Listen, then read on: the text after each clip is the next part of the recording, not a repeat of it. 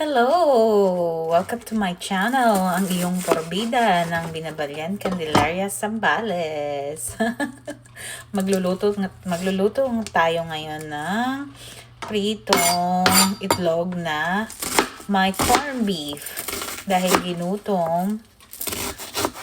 So, nagpa-hysterectomy ako, kaya naka-medical leave, sa bahay lang. Kaya magluluto tayo ngayon dahil ginutom. Pero gigisahin ko muna yung corned beef ko. So, diba?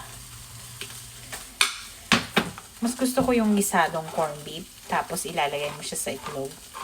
Mas gusto ko yung sistema na gano'n.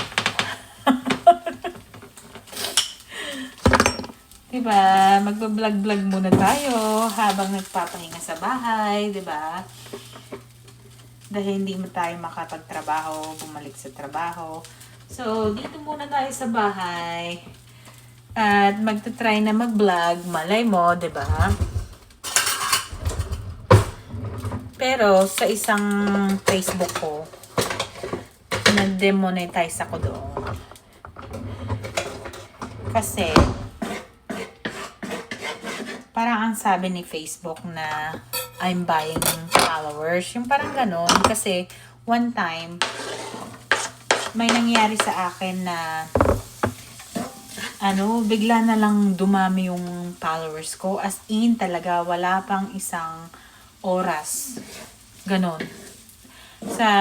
Wala pang 24 hours. Sobrang dami. As in. So talagang, hindi ko alam kung anong nangyari. Pero, na-detect ni Meta. Akala niya, ako yung nag-boast ng account ko, pero hindi ako. Pero, nagkaroon ako ng violation. Diba? Kaloka.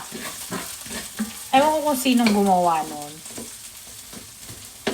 Kasi, as in, nag-gain ako ng, siguro mga 80,000 followers nang wala pang 24 hours. 'Di ba? Nakakapagtaka talaga. So, parang nasira yung Facebook ko dahil doon. Pero okay lang kasi na-monetize na ako kay Facebook. Kaso, hindi naman malaki yung kinikita ko doon. Kinikita ko sa Facebook. So, mga pinakamalaki ko na siguro kinita is $80 a month. O, diba? Pero, yun na nga, nasira yung Facebook ko. Pero, let's talk about my cooking. Kahit hindi ako marunong magluto. Simpleng cooking lang to. Teka lang, ilagay ko yung camera ko muna dito para makita nyo. Oo. Simple lang naman tong niluluto ko. At ito ay ginisang corned beef. Tapos, ilalagay ko siya sa itlog. Mas gusto ko yung ganon. Minsan naman, gusto ko yung konti lang ilalagay ko. Yung kalahati lang. Minsan, ginagawa ko, yung paborito namin mag-asawa, yung may repolyo. Igigisa namin sa repolyo. Tapos, yun na yun. Yun na yun. Kumusta mga porbida? Kumain na ba kayo? Mga 9:43 a.m. dito sa amin. Dito sa Ohio. So, shout out sa lahat ng mga sambalinyo at sambalinya dyan sa Pilipinas at sa buong mga Pilipino kahit saang mundo. Kahit sa planeta ng mga yan na yon. Alam mo na. Diba? Ako, simpleng pagkain ng ulam, masaya na ako. Diba? Hindi mo kailangan ng pabonggang ulam. Ako, dahil masarap akong kumain. Talagang pag kumain, napakadami kong pinakain. Kaya, sobrang laki ko na. Pero, ito, gisa mo lang sa onions. Tapos, syempre yung ginamit ko, Hindi ako anong tawag doon? Nagpo-promote nito. Pero ito yung ginamit ko. Mas gusto ko kasi yung chunky na corned beef. Mas gusto ko yung chunky corned beef kasi yung oil, mas nakakasarap yun. Sa tingin ko lang. O, okay na yan. Nilipat na natin para makapag lagay tayo ng itlog. Diba? Simpleng ulam lang yan. Tapos, may daing ako dyan. Magdadaing din ako. Para sulit ang ulam natin, diba? Sulit ang ulam natin sa umagang ito. Teka lang. Kuha lang akong itlog.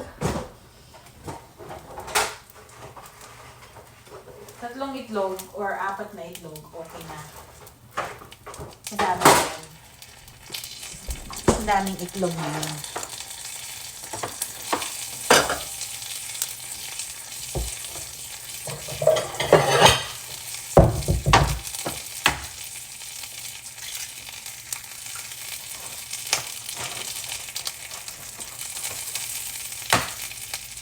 Kayo, anong ulam nyo? Anong ulam nyo sa umagang ito? Diba? Simpleng ulam lang. Okay na tayo. Magluluto pa ako ng... Alam nyo ba ang ginawa ko sa daing ko? Pinrosin ko siya para matagal. Frozen muna. O, diba? Tapos, ihahalo ko na yung corned beef na ginisa ko. Medyo mainit-init pa. Baka maluto yung itlog ko. Pero, sahog mo na yan. Tapos, ganoon lang. O, diba? Mix your corned beef. Mix with the egg. Ooh! Ay, ako. Pag nagising yung asawa ko, sasabihin, anong ginagawa mo? Siyempre, nagtatry maging vlogger.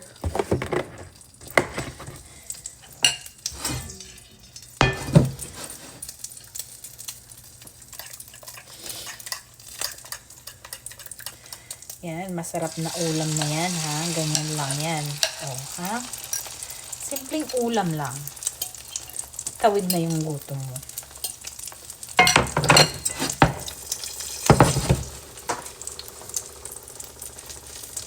Diba? Tapos, pagkatapos niyan,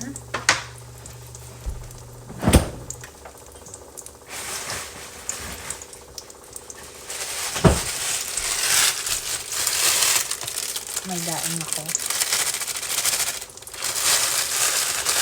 Sarap na nito. Pagkain na.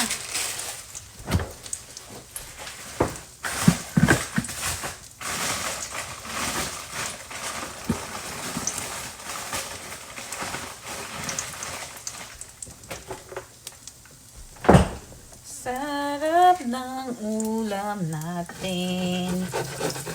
Oh, may imbento pa akong kanta para sa inyo. Ano ba? Diba? Sana kayo? May cooking lesson pa tapos may pakanta pa. O sige na, at lulutuin ko muna. Shout out sa lahat.